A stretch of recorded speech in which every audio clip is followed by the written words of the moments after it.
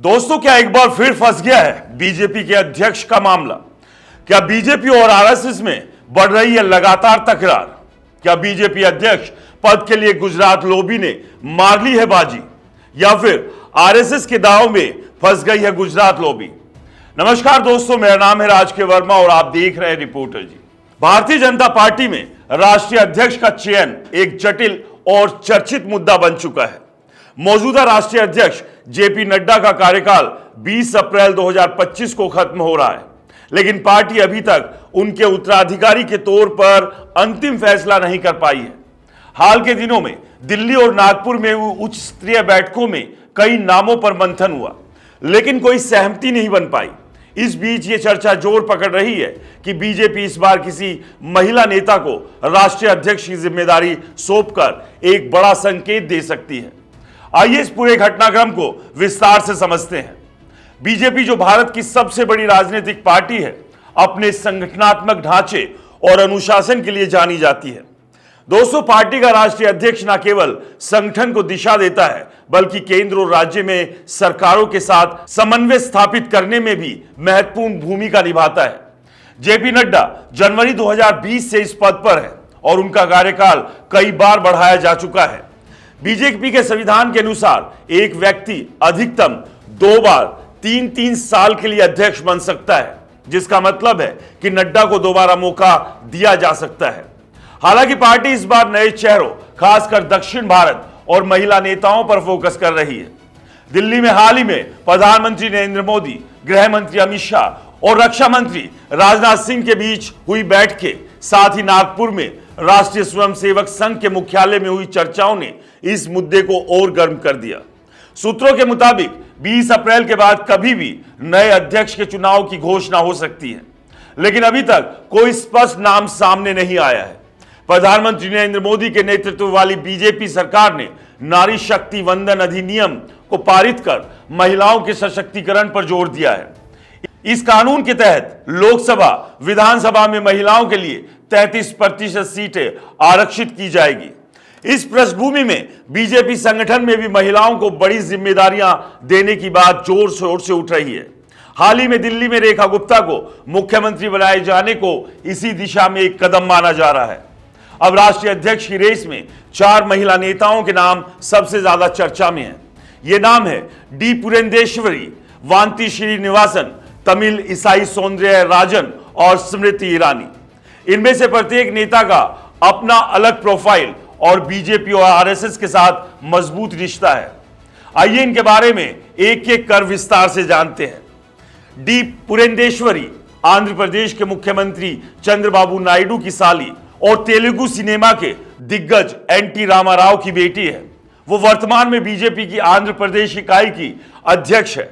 पुरंदेश्वरी का नाम लंबे समय से राष्ट्रीय अध्यक्ष की रेस में है, लेकिन गुजरात लॉबी और आरएसएस के बीच उनके नाम पर सहमति नहीं बन पाई। उनके पक्ष में दक्षिण भारत में उनकी मजबूत पकड़ और राजनीतिक अनुभव है। हालांकि कुछ नेताओं का मानना है कि उनका तेलुगु देशम पार्टी यानी कि टीडीपी से पारिवारिक रिश्ता बीजेपी के लिए एक जटिलता पैदा कर सकता है। वांती श्रीनिवासन मौजूदा समय में बीजेपी महिला मोर्चा की राष्ट्रीय अध्यक्ष है। 1993 से बीजेपी के साथ जुड़ी श्रीनिवासन तमिलनाडु की कोयम्बटूर सीट से विधायक है। उन्होंने 2021 के विधानसभा चुनाव में मशहूर अभिनेता कमल हसन को हराया था और सुर्खियां बटोरी थी। इनके पति विश्व हिंदू परिषद के बड़े पदाधिकारी रह चुके हैं, जिसके चलते उनका आरएसएस के साथ गहरा नाता है।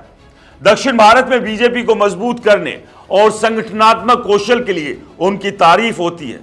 उनका नाम इसलिए भी मजबूत माना जाता है क्योंकि वो बीजेपी और आरएसएस के बीच एक सेतु की तरह काम कर सकती है।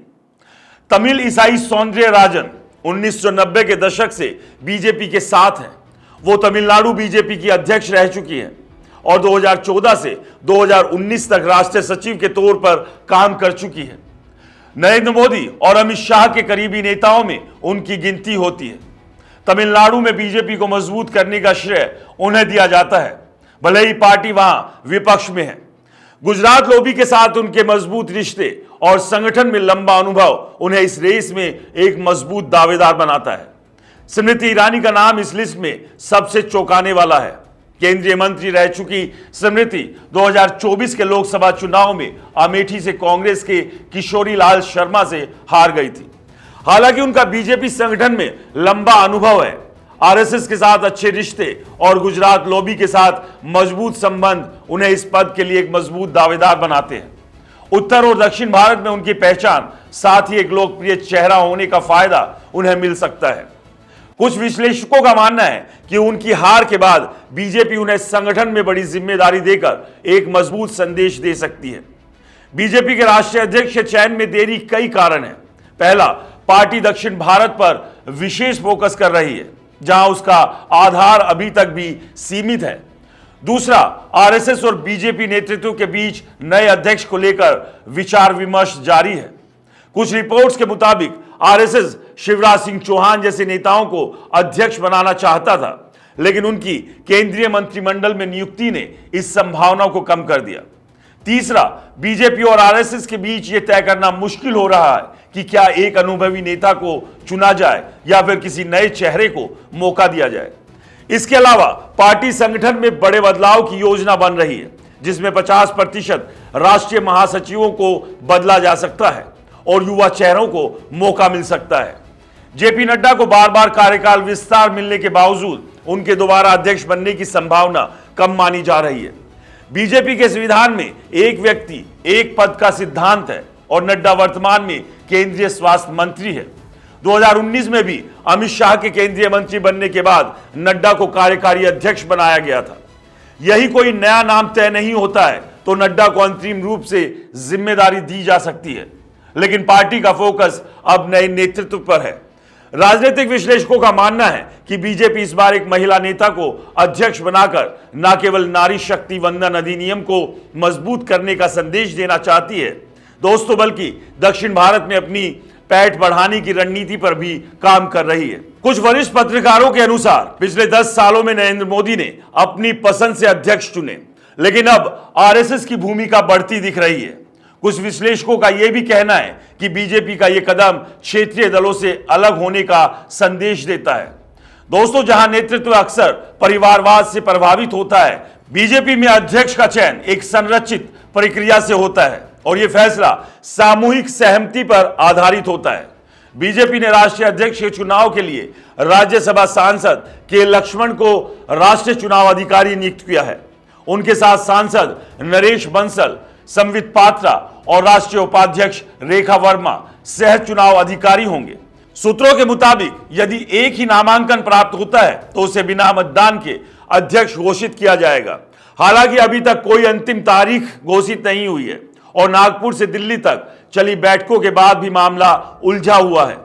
भारतीय जनता पार्टी के राष्ट्रीय अध्यक्ष का चयन एक ऐसा फैसला है जो न केवल पार्टी की भविष्य की दिशा तय करेगा, बल्कि देश की राजनीति पर भी गहरा प्रभाव छोड़ेगा। डी पुरंदेश्वरी, वांती श्रीनिवासन, तमिल ईसाई सौंदर्यराजन और स्मृति ईरानी जैसे नामों की चर्चा ने इस रेस को रोचक बना दिया है। क्या बीजेपी एक महिला नेता को चुनकर इतिहास रचेगी या फिर कोई अप्रत्याशित नाम सामने आएगा? यह सवाल अभी भी अनुत्तरित है। दोस्तों, आपकी इस मुद्दे पर क्या राय है? क्या बीजेपी एक महिला नेता को राष्ट्रीय अध्यक्ष बनाना चाहेगी? कमेंट बॉक्स में अपनी राय जरूर साझा करें। साथ ही ऐसी ही ताजा और विश्वसनीय खबरों के लिए रिपोर्टर जी चैनल को सब्सक्राइब करना ना भूलें। नमस्कार।